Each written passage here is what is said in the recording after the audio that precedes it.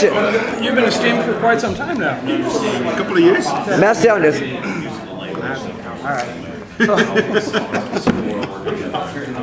All right, well, we'll start with Mad Max. Of your Mad Maxes, what is your favorite score that you've done? Mad Max is unique. Yeah, I mean the movie was unique. It was unique working with George Miller, and you know everything about that movie is different than any other movie. So it was really great to work on. So did you like working on the new one versus the old ones, or what do you think was like the... Well, I didn't work on the old ones because they were all done in the 70s and 80s. We're asking you a question. No, I mean there was only one, and I think I don't think he's going to do anything. Who knows? They made enough money. Yeah, but I mean that's typical George Miller. Like he's not in it for the money; he's in it for the art. We'll open one question from a side journalist over here. Oh, you were talking a lot about how you weren't able to sort of like Deadpool or anything else that's going on last year. Deadpool soundtrack has really been used to, I've seen a lot of people saying it's been helping them get out and doing a lot more working out. Do you like to write a lot of music that gets people, like gets the blood pumping, gets them moving and all that kind of stuff?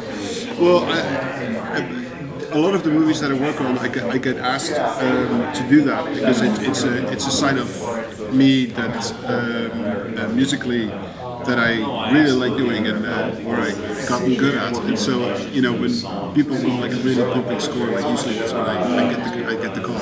But yeah, it's interesting that I hear that from different soundtracks that I've done, that Mad Max, and so 300 Rise of an Empire, and people use that in the gym, you know, to get going. I've seen that from a lot of people, a lot of fitness groups, and I just thought that was awesome. I was like, what a great soundtrack to work out to. I'm gonna walk around and feel like Deadpool. Exactly. And I love your description that you used during the panel for how you the Miami Vice meets the Beastie Boys on acid. That's an amazing description. That is great. I love it. Incredible. All right, so when approaching Deadpool, I don't know, my favorite part is like the whole scene where it's like, you know, he has so many bullets left. Yep. So how did you approach that? Well, that scene was called the 12 Bullets, and we just played a bit of it during the panel. I really liked that scene, and it was one of the first scenes that I attacked musically. And like I said on the panel, it needed to be that really, you know, that fucked up 80s, 80s stuff. Had a real 80s feel to it. Well, what's really funny is that the music from Miami Vice back in the day was taking itself very seriously. Yeah. And it was very serious music, but now when you watch an episode back of Miami Vice, you can't help laughing. You know, it's so funny, you know, because it takes itself so seriously. And that was and that worked really well with Deadpool. How did you get the name Junkie XL? Oh, friends gave me that years and years and years ago. Did you love it at first, or did you hate it at first? No, I mean, this was like in my mid-teens where I would always spend time listening to music or making music, and my friends would call me Junkie, you know, just say like, come on, Junkie, let's go, let's do something. And the XL came later, which stands for expanding limits. Oh, I thought it was extra large. It's not, no. You said that you have also a lot of tutorials online that you feel very compelled to teach. Do you see yourself eventually maybe going forward and teaching later in life, becoming a teacher? I've done that. I've had a 4-year university course in Holland, which I ran for 8 years, and then it's very intense to run a system like that. So I'm still playing with the idea to do something like that again. But for now, it's just doing the tutorials and actually, you know, the assistants that I have. It's almost like education because you hire an assistant and he works with you for like a year or 2 years, and then he or she, you know, moves on to somewhere else. So it's like a rotating thing. So I think every composer that works with assistants, like you're constantly educating people and then they go somewhere else. Mm-hmm. There's a thing online called Masterclass that offers free online classes. Not free. They're paid online classes. They're pretty expensive. Yeah, they're pretty expensive.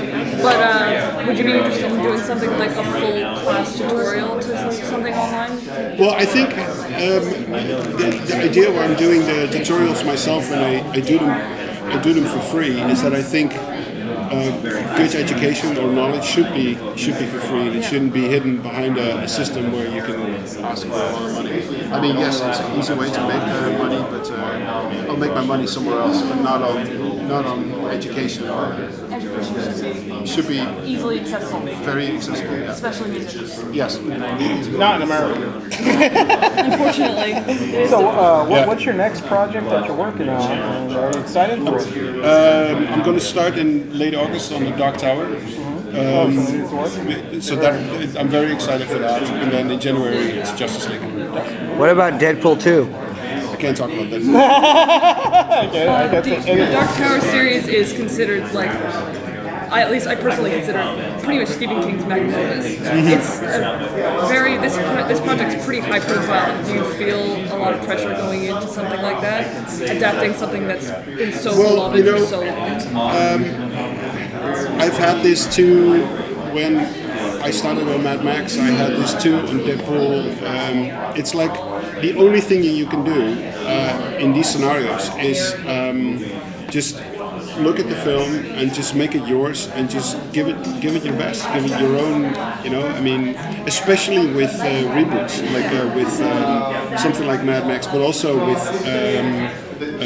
Superman or Batman versus Superman. You got these really iconic characters that have been filmed. Good job with Wonder Woman's theme, by the way. Sorry, what? Good job with Wonder Woman's theme, by the way.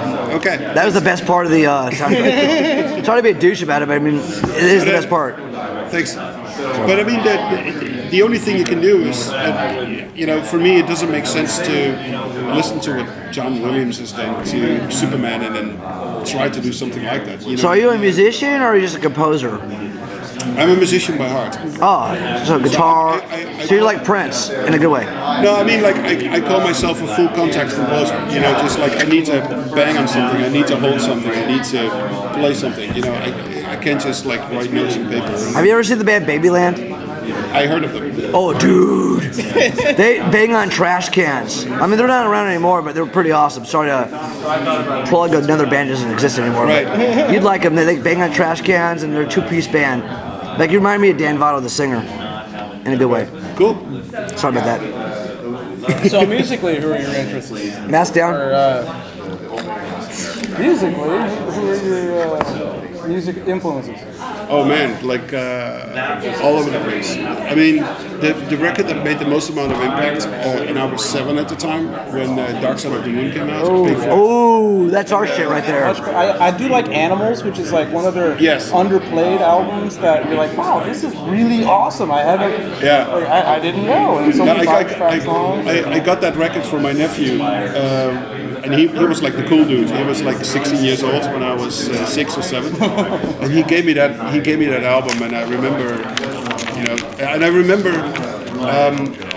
that I was in first class. Like when you're 7 years old or 6 years old, and us kids could bring like a record to school and then we could play to one another. And all the other kids came with like kid songs, and I came with Dark Side of the Moon, and there were like kids like were crying in class because they were scared.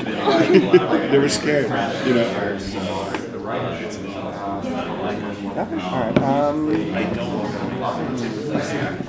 Do you play instruments? I just said that. Instruments. Like, what do you play? Yeah, I mean, What do you prefer? I play drums, piano, guitar, bass, and Well, what's your favorite? What? What's your favorite? I don't have a favorite. That's why I play so many instruments. If I had a favorite, I would stick to drums. You have to like.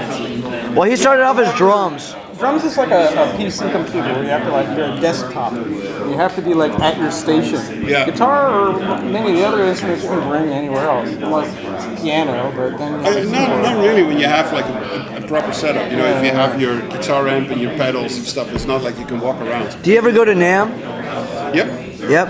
I never seen you. I'm always there. I mean, I don't go on the Saturdays or the Sundays because which is. So you go to the Thursdays, don't you? Thursday. Yeah. Thursday morning and Thursday afternoon, man. Have you gone on a Wednesday yet? Don't go on a Wednesday. Don't go on a Wednesday. They're just building stuff. They're like, oh, it's preview night. It's really cool. And you're like, what's your favorite gear? Or did you do the pro audio thing where all the rave stuff is? Because there's no lines of like douchebags. No, I mean, I like all the aspects of recording. You know. Who's your favorite booth? I started as an engineer, so I'm a microphone freak and a preamp freak and a mixing freak. So you mainly hang out in the dome at NAMM. No, I mean, like I have a list of things that I want to see, and then I go about it very business-like. You know, just like from one place to another, because otherwise you just. What's your favorite company to go to at NAMM? Sorry to be a douchebag here. No, there's. No, I mean, this year I had the most amount of fun hanging out at the Oberheim booth.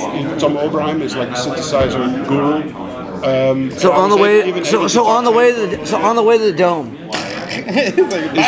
Oh yeah. Because sorry to be whatever. It's like I've been going to NAMM since like 04, because in my neck of the woods. Yeah. And every time I go to NAMM, like what I've noticed is like everybody's there just trying to be a musician, trying to be a rock star, going to the guitar stuff, right? And like for me, like all the pro audio, people who know what the hell you're doing, there's never a long line. You know what I mean? So that's what I was asking you, like, what's your favorite company? Because, for example, Fender has the entire third floor booked for them. Yeah. It's like they share with them and like the violins. Gibson's up there too. Well, Gibson's owned by Fender, right? I don't know. You're the gear guy. I'm not. Total rival companies. Oh yeah. Sorry, man. Yeah, but I mean, sorry, Junkie.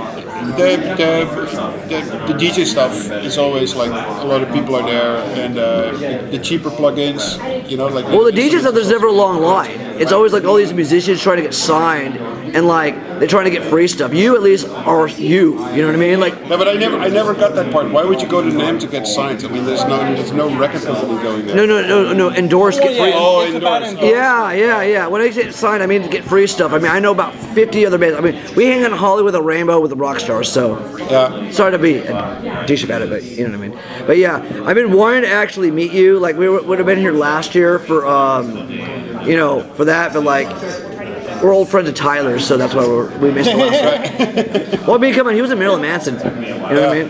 But you, come on, man, like you're a legend. In fact, I'm not a legend. Well, stop being so goddamn humble Once about you it. die, you will become a legend, right? Yeah. You're the man. I mean, come on, you're the one with the cool name. You're Junkie motherfucking XL. How rude of me, madam. Any questions to ask this guy?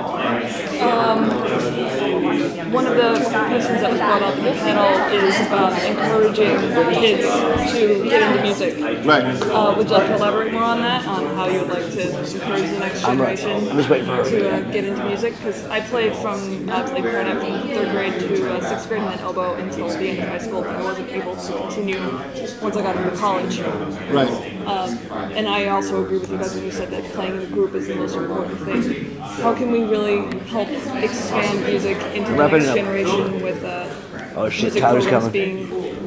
Well, I think it's important that it's made available, like for kids. Like even I know you. I've got a 2.5-year-old son, and he goes to preschool, and even there, there's like instruments in the room, like whether it's like a tambourine or a little drum, a little drum thing, or an harmonica that they can play on, and the kids just make noise together. It's not really music yet, but the idea that it's available and that they can listen to it and play along with somebody that can play guitar or something.